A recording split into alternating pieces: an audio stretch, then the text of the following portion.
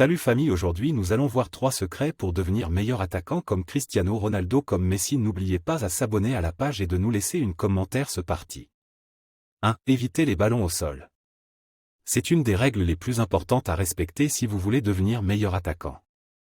Les ballons au sol ne seront pas toujours faciles à toucher et ceux qui les frappent avec une force excessive risquent de se faire contrôler. Concentrez-vous sur les ballons qui sont lancés en l'air et essayez de toucher les autres avec une tête haute. 2. Développer une bonne technique de tir. Si vous souhaitez devenir meilleur attaquant, il est important de développer une bonne technique de tir. Utilisez les bras et les jambes pour frapper les ballons et essayez de toucher les buts avec le plus de réussite possible. 3. Apprenez à anticiper les mouvements de votre adversaire. Une des meilleures tactiques pour devenir meilleur attaquant est de savoir anticiper les mouvements de votre adversaire. La première chose à faire est de lire son jeu et de découvrir ses points faibles. Ensuite, essayez de le prendre à revers et de l'éliminer. Y a-t-il une meilleure sensation au foot que celle de marquer des buts? Probablement pas. Mais marquer des buts à l'appel n'est pas à la portée de tous.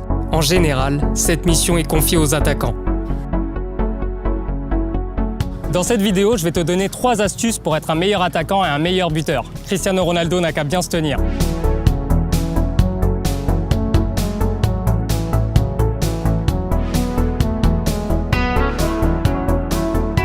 L'astuce numéro 1, c'est d'avoir la malice de sortir du champ de vision des défenseurs. Pourquoi? Tout simplement pour prendre l'avantage sur eux.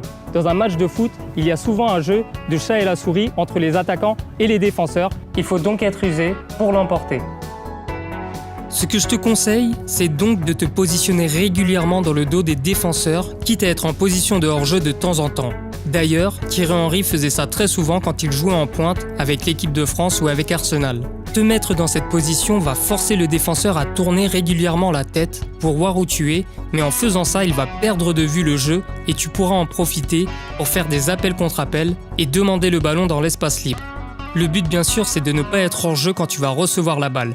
Donc avant la passe, tu vas te replacer devant le défenseur et tu vas demander la balle en ayant un petit temps d'avance sur ton défenseur.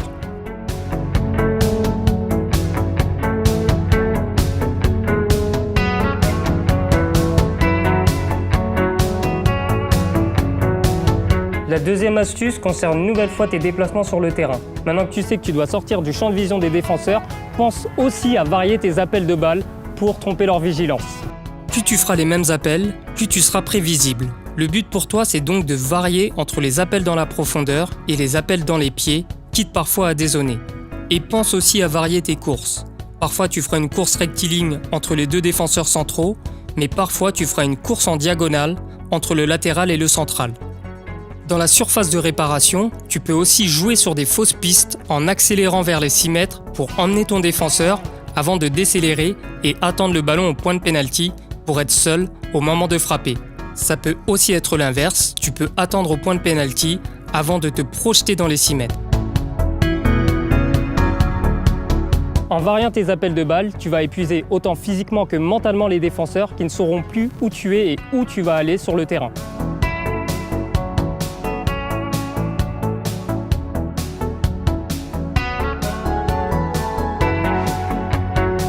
Et la dernière astuce va concerner la finition. Il faut que tu sois capable de marquer en 1 touche de balle si tu es face au but et en 2 touches de balle si tu es dos au but. Les grands buteurs comme Cavani, Harry Kane ou Lewandowski sont très performants quand il s'agit de marquer en 1 touche de balle dans la surface de réparation. Cette qualité est justement ce qui fait d'eux des joueurs spéciaux.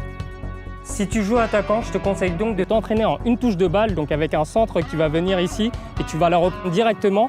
Puis tu vas t'entraîner en 2 touches de balle, donc tu vas être dos au jeu, contrôle orienté et frappe. Pour ces entraînements spécifiques, il faut que tu reproduises des situations de match. Demande donc à un pote de te faire des centres à l'entrée de la surface et force-toi à tirer en 1 touche de balle. Une fois que tu t'es entraîné à marquer en 1 touche, place-toi au niveau du point de pénalty et simule une situation où tu es dos au jeu et où tu dois enchaîner un contrôle orienté et une frappe. Varie les contrôles en utilisant ton extérieur et ton intérieur du pied, mais varie aussi tes frappes en utilisant ton pied droit et ton pied gauche. Rappelle-toi, tout va plus vite dans la surface de réparation, donc si tu es capable de marquer en un minimum de touches et en un minimum de temps, tu seras un joueur respecté par les entraîneurs, craint par les adversaires et sollicité par les coéquipiers. Que demander de plus ?